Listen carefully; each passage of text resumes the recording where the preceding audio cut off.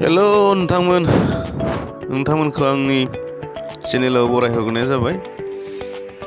नैबे जाबाय आंनि फिसा लट्रेटि नार्सारि, माने सोलोंहांनाय नार्सारि होनना बुंनांगोन। मथा मथि आंनि 3 बोसोरसो जाबाय बे नार्सारिखौ जागायनाया।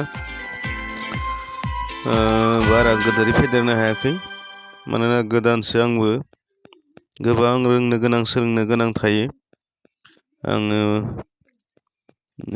बानायगासिनोसो दङ, माने गोदानै नैबे फालु खेबजां, बेयो फालु सिब्र'नि सिजोनेल फ्लावार डिसेम्बर, चन्द्रमालिका हिन्दीयाव गुलदाउदि होननानै बुङो बेखौ। बोरै जादों नै नायदो। बाजाराव दा बेखौ फानगासिनो दोङो पार पिस 50 रुपिसै,